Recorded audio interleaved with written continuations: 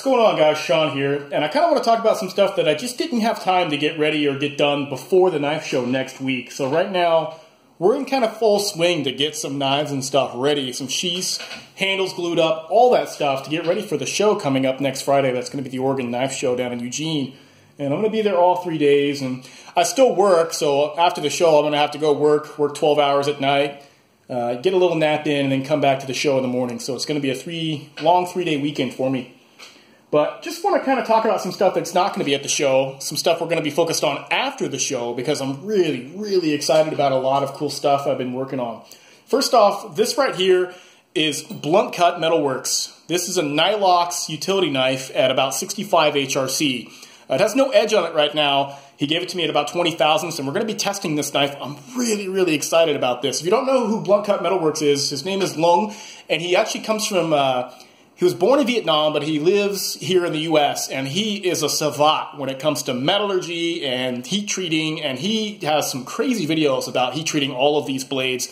I really look up to him. I really aspire to him.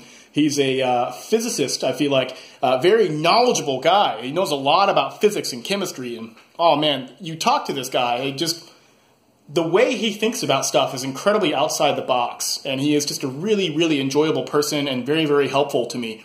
Back before I really got started making knives, he was one of the few people that ever really helped me when it came to asking questions about how to heat treat certain stuff. So I'm in great gratitude to this person, Blunt Cut Metalworks. Go ahead and check him out. He's got a website, he's got a YouTube, extremely knowledgeable person.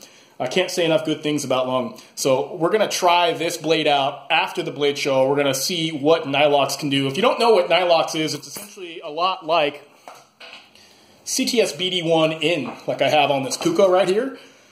A little different though. What they have similar is that they're both stainless and they both have about 0.80 carbon, which is at a tictoid mark.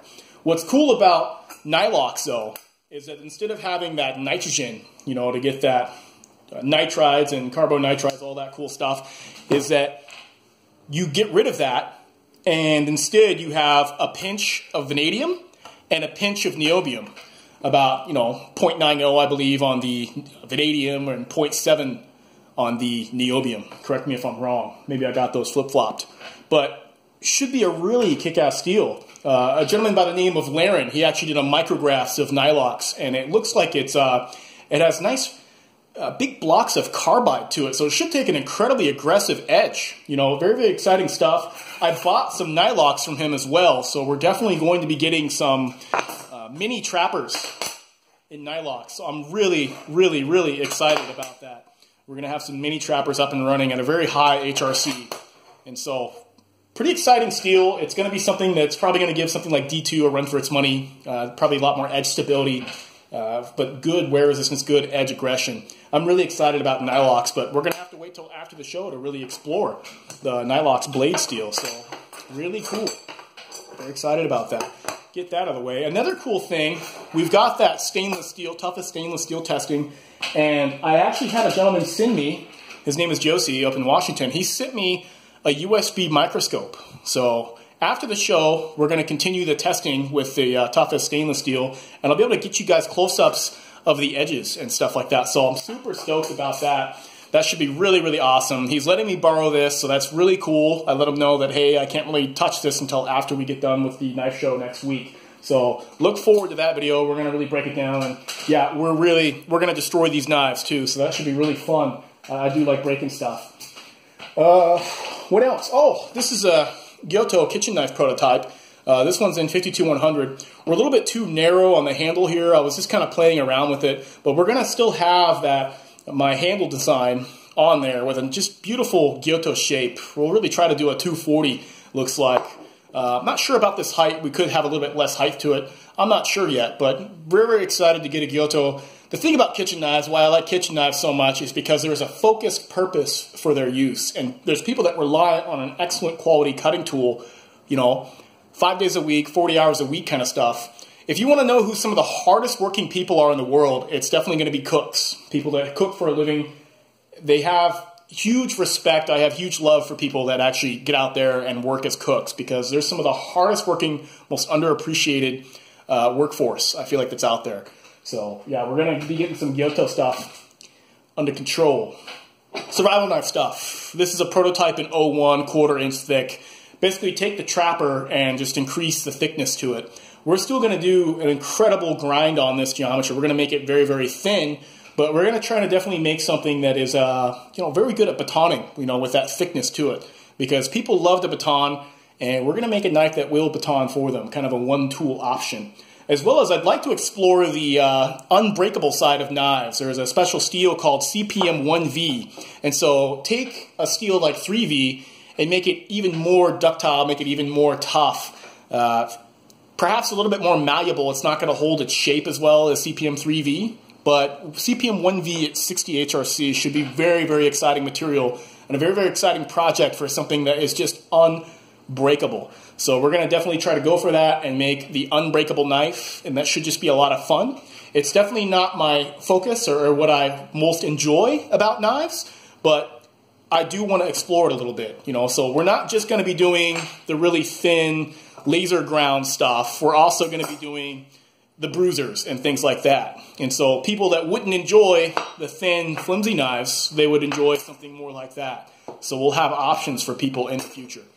We'll also have bigger, kind of more chopperish designs in 8670. And yeah, definitely in the next few months, I do want to explore making a competition chopper out of extremely hard steel.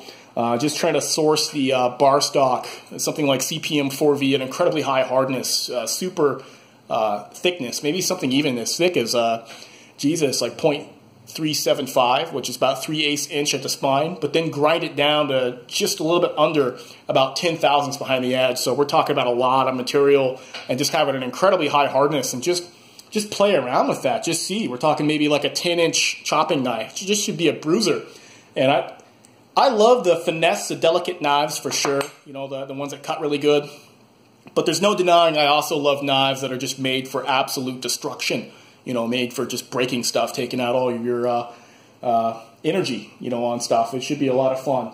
So yeah, we'll be exploring those kinds of knives too in CPM 1V, 4V, all kinds of cool stuff. Maybe even some Venatus 4 Extra. I've been looking for some sources on that, which is really exciting because not only will steels like 4V and Venatus 4 Extra make, the lion, but they'll also make the lamb. They'll make the thin, delicate slicing type knives as well. So that's really exciting material. Z-Ware really have a fascination for Crewware analogs. Z-Ware is no exception. Z-Ware is actually Crewware steel, powdered, but made by the Zap company over there in Germany. They source it through different steel mills and stuff like that, but should be interesting. Should be just like Crewware. We're going to get this to about 63 HRC with Peters mini trapper. I think it's going to be really badass, and we're going to do denim micarta on there.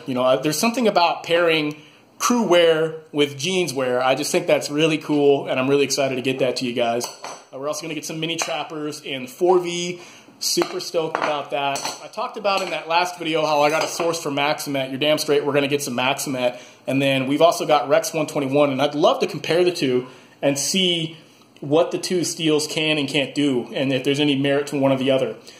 This steel can take an incredibly high hardness, and we're going to achieve 72 HRC with this guy after the show. I'm going to send that out. Currently, we don't have the time or money to do a big heat treat batch right now. We've got to focus on selling some knives.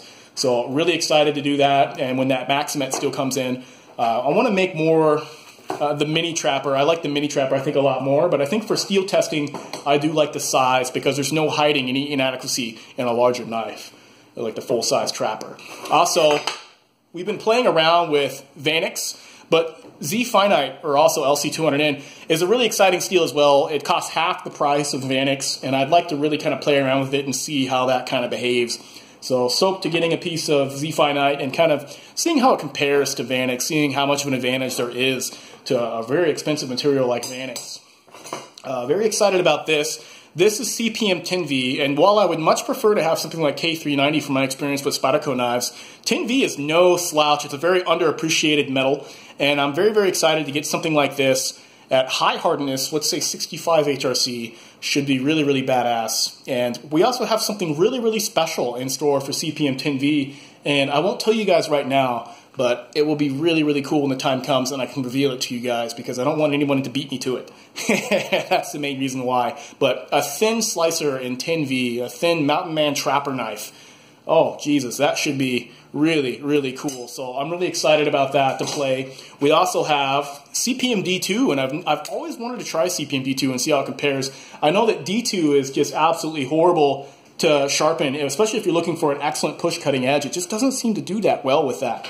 And I find that with D2, it's really just best off with a very aggressive kind of draw cutting edge that really takes advantage to it. So this steel is actually the complete opposite, which is why it never took off. It's tougher, it has more edge stability, but it just doesn't hold an aggressive edge like D2 does, and it costs twice as much. But I'd really be curious to play around with this steel, because there's always something impressive about taking a steel that has 1.50 carbon to extremely high hardness. You're going to get some really good edge holding, and you're going to have a little bit more toughness and edge stability, I feel like, than CTS XHP, even though you might have less carbide volume, and this will rust. This is going to be pretty cool stuff, and we're going to do a full-size trapper in that and really get a chance to compare that and see. We also, yep, you better believe it, we're going to have a full-size Z-Wear. I also want to play with some of the other Crewwear analogs. There's also a non-PM version of Crewwear that I'd like to play with as well. We also...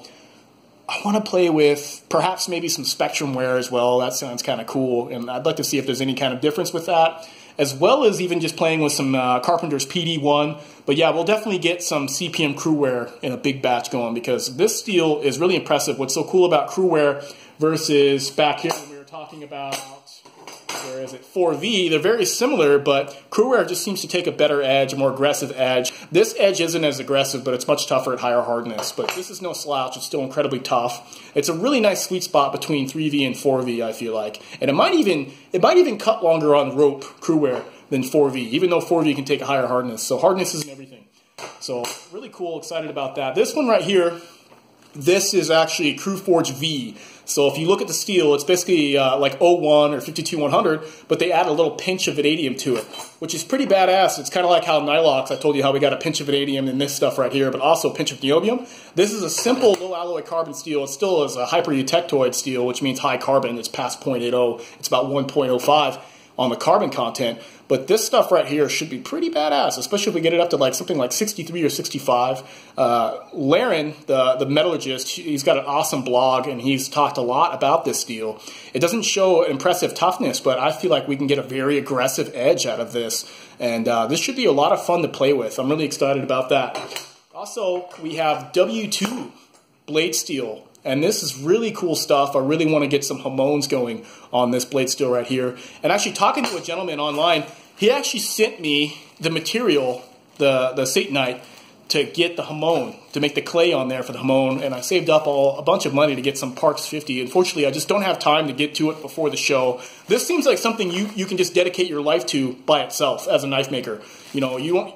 No time for all this other stuff. You just focus on getting the best performing blade and the best looking Hamone together. It's very time consuming, but it's something that I've always wanted to do. And so we're going to be playing around with that too.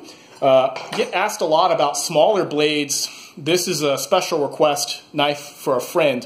We'll talk about that later. This is a prototype. And this one's an 01 steel. And it's not going to be a big knife. You can't really get your pinky on there. But it's going to be a nice little small knife. This is a prototype in 01. I've also got another prototype. This is more of like a caping knife, things like that. A little small blade for getting in there, you know, field dressing an animal. And this one's in, God, what is that? 80 CRV2. So playing around that, just prototypes. And we've got some more blanks that we're going to have made out, you know, similar prototypes. Just want to kind of play around, see what I like in a small knife. We also have...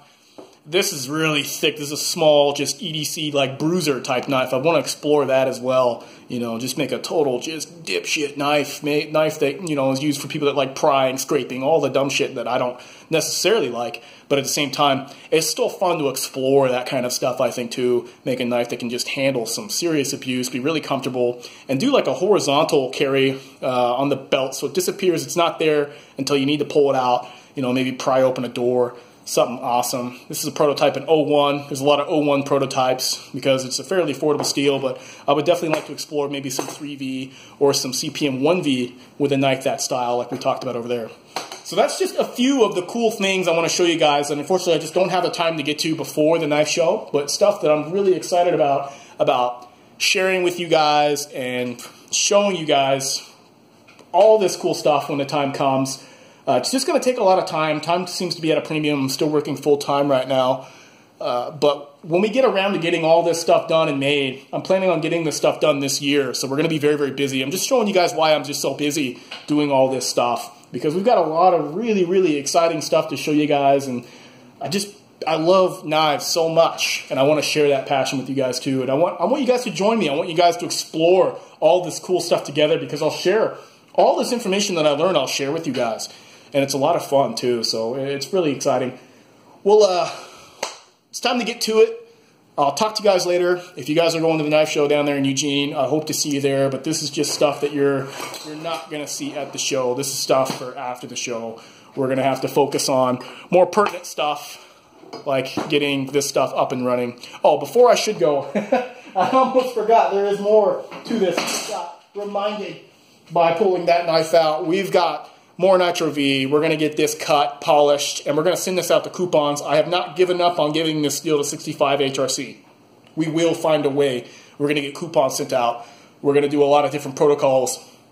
Spend a lot of money on getting Nitro V up and running to where we want, and really see what the material can and can't do, because I'm very impressed by the sharpenability and edge stability of this steel. It's not going to cut as long as Maximet or any of the crazy other steels like M4 or any of that stuff, but it's really impressive how thin you can go on the edge, and as well as how well it sharpens up at high hardness. I would not be impressed with this material, I think, at 62 HRC. It really needs more oomph, more hardness to it, because it can take it without being brittle. So it's very enjoyable. All right, that's all we have for now. Thank you for watching. Long video. We'll try to keep them shorter. All right, take it easy.